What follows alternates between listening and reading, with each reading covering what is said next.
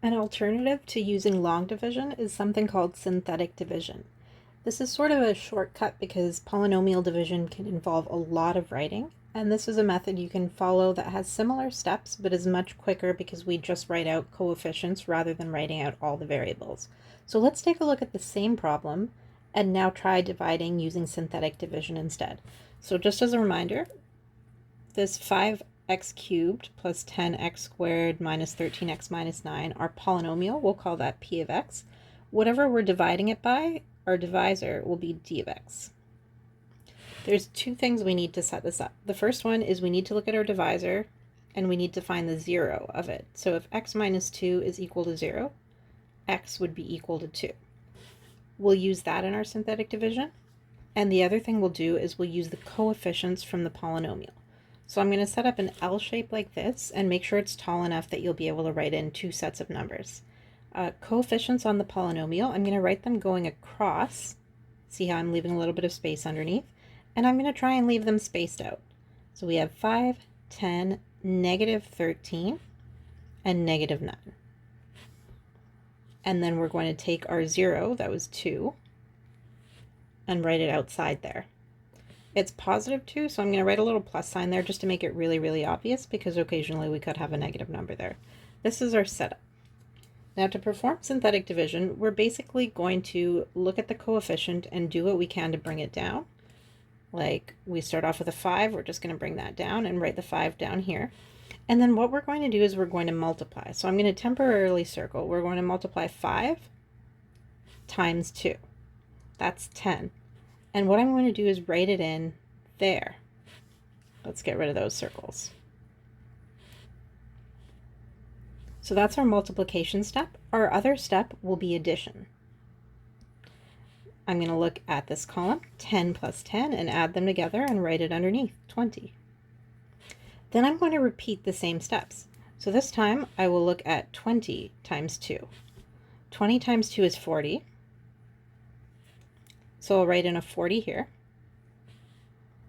And then again, I'm going to add the column, negative 13 plus 40.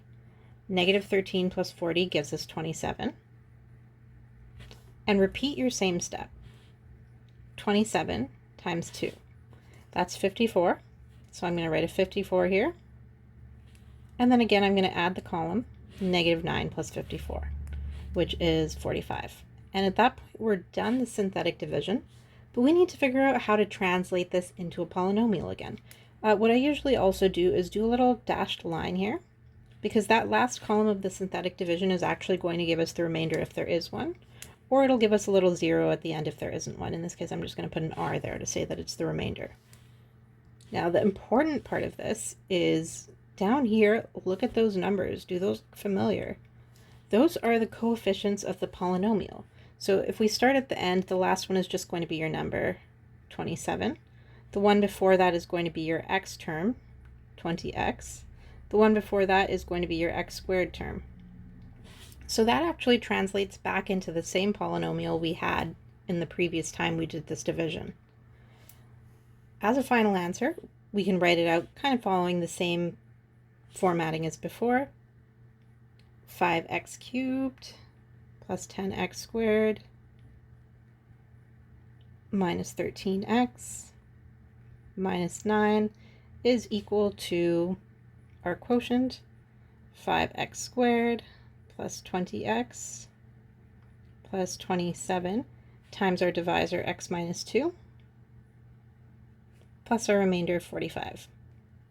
Or you can write it in the other format with the division, 5x cubed plus 10x squared minus 13x minus 9 divided by x minus 2 is equal to 5x squared plus 20x plus 27 plus the remainder that did not get divided, so that's going to be 45 over x minus 2. Okay, so notice those are the same answers we got before. Now, the synthetic division isn't as intuitive because you don't see any of the terms, you don't see any of the variables there, but once you get used to the pattern behind it, it is a lot faster than doing the long division. So what we're going to do is do the same thing over again, but with a new problem, and just kind of focus on those steps for setup. Okay, pause if you need to, and let's go on to example 3. New division problem. We're also going to do this one using synthetic division. So again, let's just start off with setting up our synthetic division. Now, when we set up our synthetic division, we need two things. So this is our polynomial, and up here is our divisor. For our divisor, it's x minus 3, so we need to find the 0.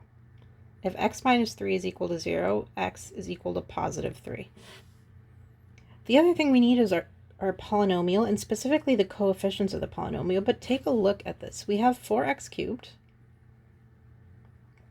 There's no x squared term, but we would write that as 0x squared plus 7x minus 5. So for synthetic division, and really even for long division, you need to have that place value or the equivalent in terms. So if there is a term missing, we know that there's a 0 there as the coefficient. You need to include that when you set up your synthetic division.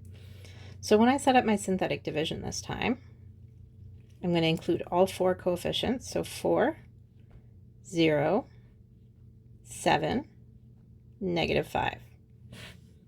And I'm going to use the 0 on the outside, so that's 3. Okay. Following the same steps that we did previously, we bring down the first number, 4. We're going to do 4 times 3, which is equal to 12, so we write that in on the next column. We're going to add the column. 0 plus 12 is 12.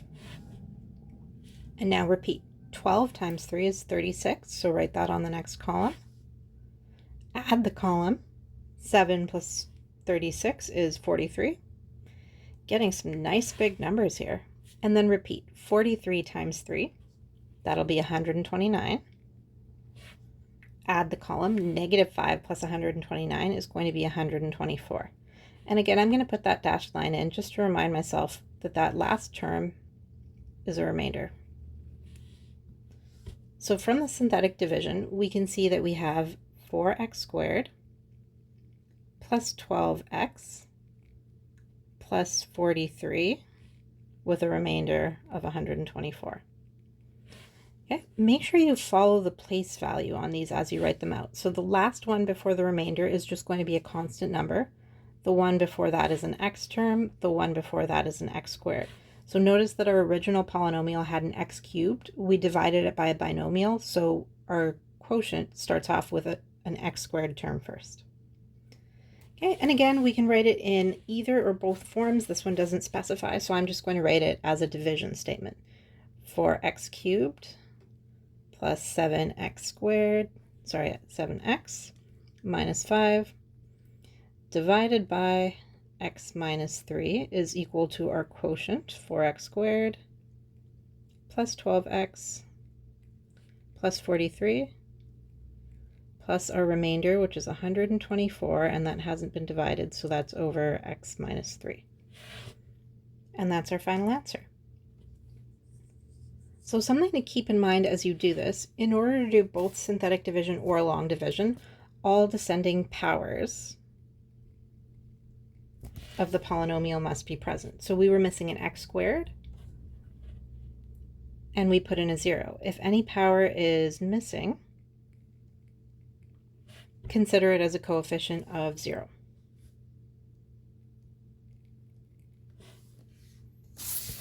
Okay. If you're starting to feel confident with this, go ahead and try the next examples on your own, and then come back for the next video when you're ready for the solutions.